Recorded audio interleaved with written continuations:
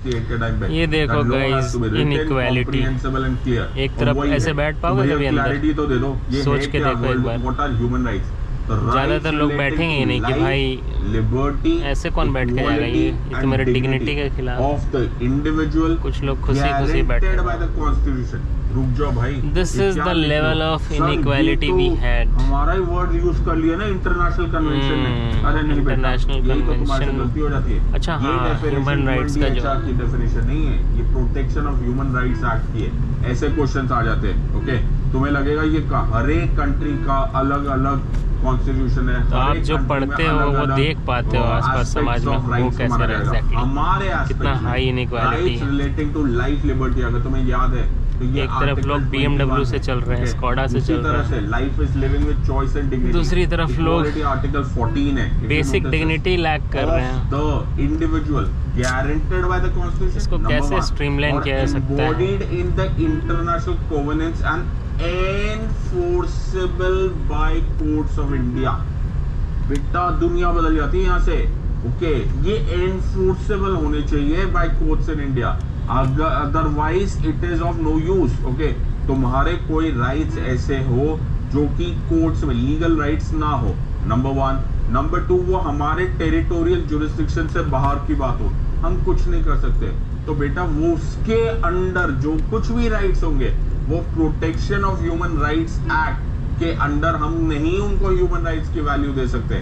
जो मैं इन्फोर्स कर सकता हूं थ्रू माय कोर्ट्स, केवल उन्हीं को हम लोग मानेंगे under PHRA of 1993। Are you understanding? तो ये लिख लेना, कहीं पे डेफिनेशन दीवारों पे लिख लेना। क्वेश्चन आ गए ABCD, जब चॉइसेस आती है ना तो होश उड़ जाता है, होश उड़ जाते हैं।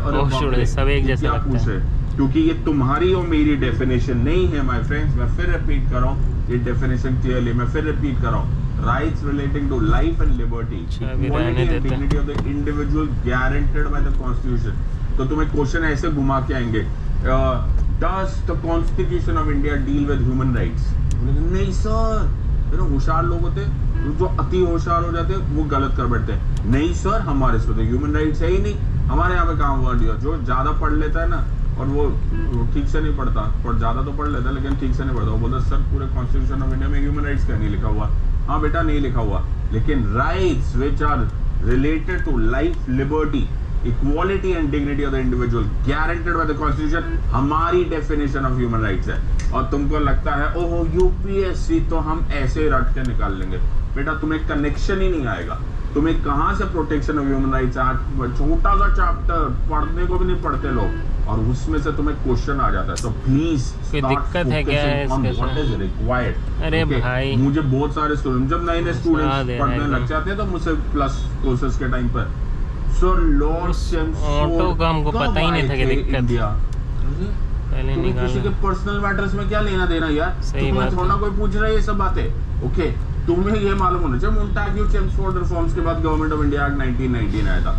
That's the long and short of it. That's the beginning and end of it. That's the आगाज and the अंजाम of it. उसके आगे से तुम्हें कोई नहीं पूछने वाला। बेफालतू के क्वेश्चन पूछते यहाँ है माय फ्रेंड्स, ऐसे क्वेश्चन आते हैं। तुमने कभी ये क्वेश्चन खोल के भी नहीं देखा होगा, और इसमें इतने सारे क्वेश्चन बना के घुमाए जा सकते हैं। क्या लिखा हुआ है यार, या इज इंडिया बाउंड बाय, कैसे बोल सकते हैं हम आर्टिकल 51 को फॉलो करते हैं? ये लिखा हुआ हमने अपने प्रोटेक्शन ऑफ ह्यूमन राइट्स में एक्ट में पूछा है, और embodied in the international covenants and very important enforceable by courts of India. Do you realise कहाँ क्वेश्चंस आते हैं और कहाँ UPSC गोली चलाता है? Your understanding? तो सिविल सर्विसेज को समझो। ओके, रटना बंद करो। और लोग तो रटते भी नहीं है, ये वाला पार्ट उनको समझ में नहीं आता पूछना क्या नहीं। नाउ